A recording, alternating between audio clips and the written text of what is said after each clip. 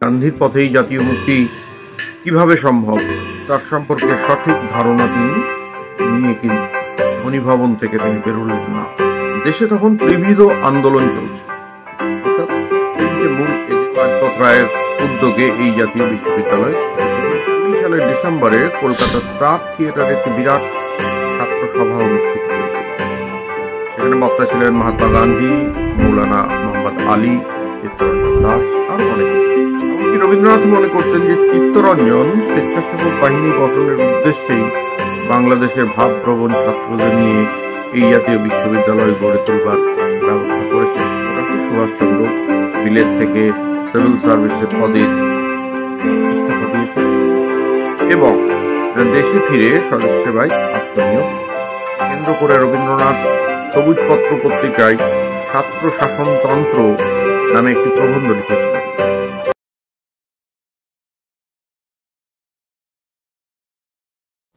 নমস্কার, দেশ ও সুভাষ চ্যানেলে প্রত্যেককে আবার একবার স্বাগত।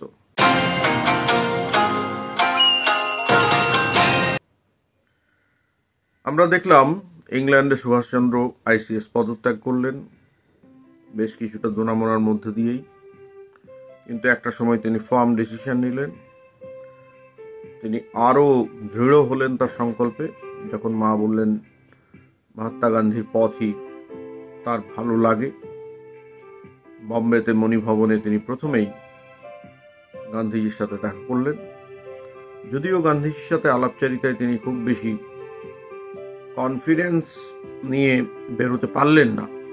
অর্থাৎ গান্ধীর পথেই জাতীয় মুক্তি কিভাবে সম্ভব তার সম্পর্কে সঠিক ধারণা তিনি নিয়ে কিন্তু মণিভবন থেকে তিনি বেরোলেন না।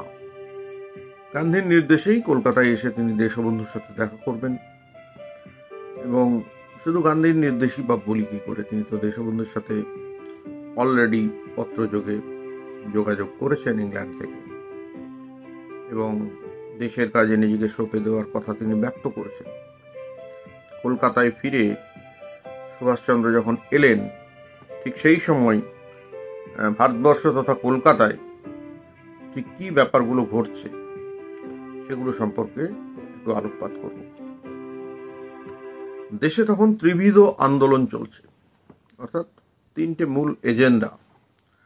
সরকারি কর্মীরা অফিস বয়কট করছেন, উকিলরা আদালত চত্বর ত্যাগ করছেন এবং ছাত্ররা শিক্ষা প্রতিষ্ঠানগুলিকে বর্জন করছেন।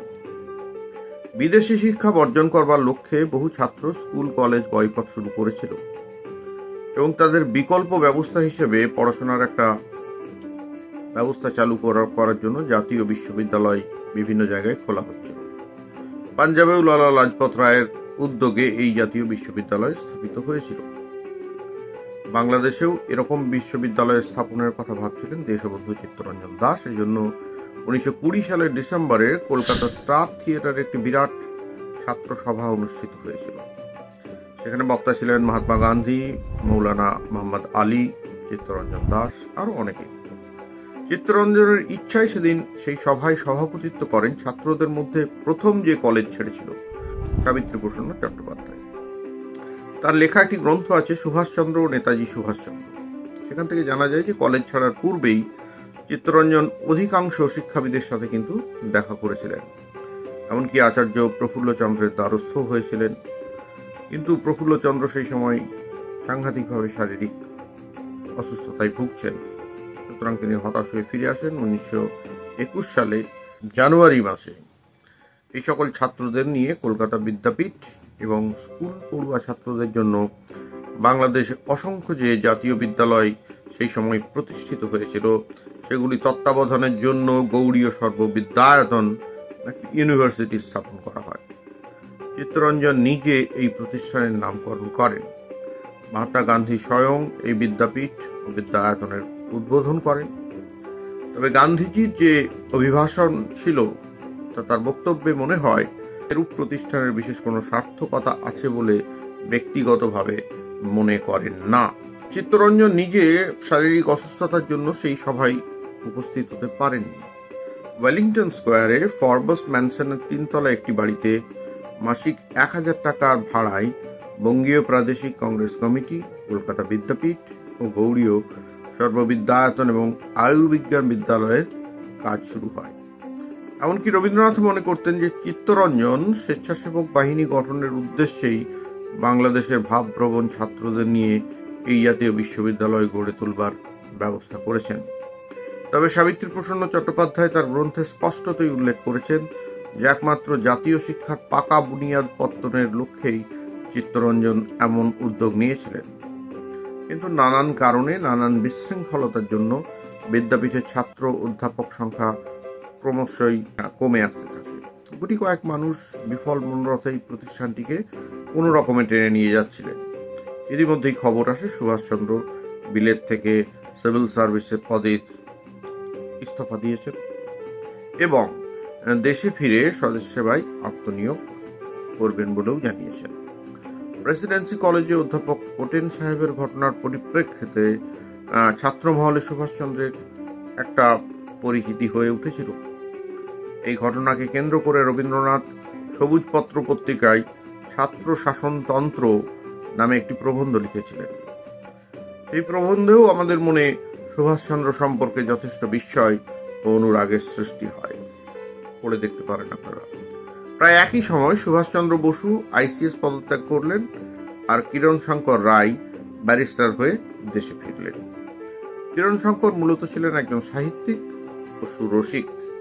সুভাষচন্দ্র কিরণ শঙ্কর বিলেত থেকে ফিরেই কংগ্রেসি মহলে অজ্ঞাতসারে বাংলাদেশের আসল অবস্থাটা জানবার জন্য সচেষ্ট হয়েছিলেন। শুধুমাত্র বাংলার মানুষ দেশবন্ধুর হাতে সেই সময় প্রায় 1 কোটি টাকা দান করেছিল, মানে স্বরাজ ফান্ড একে বলা হয়। কিন্তু চট্টগ্রামের একটি ধর্মঘটে এই ফান্ডের টাকা চিত্তরঞ্জন বহুলাংশে খরচ করে ফেলেছেন, এই মর্মে কিছু লোক দেশবন্ধুর বদনাম ছড়াবার চেষ্টা করল। জনৈক এক বিরুদ্ধপন্থী একজন ব্যক্তি সুভাষচন্দ্রকে দেশবন্ধুর এই অনৈতিক কর্ম সম্পর্কে কান ভাঙানি দেওয়ার চেষ্টা করেন। স্বভাবতই তিনি ছিলেন গান্ধীপন্থী একটু বেশি রকম। সুভাষচন্দ্র অতি বিচক্ষণতার সাথে সেই ব্যক্তিকে এড়িয়ে চলেন এবং মনে সাময়িক দ্বন্দ্ব সৃষ্টি হয়েছিল ঠিকই, কিন্তু মনস্থির করলেন যে চিত্তরঞ্জন দাসের সাথে দেখা করতেই হবে, কারণ বাংলাদেশের রাজনীতি সেই মুহূর্তে তার চেয়ে ভালো আর কেউ বুঝতে পারেন না। পরবর্তী ভিডিওতে আমরা আসব দেশবন্ধুর সাথে সুভাষের সাক্ষাৎ এবং প্রথম দেশের কাজে সুভাষের দায়িত্ব প্রাপ্ত।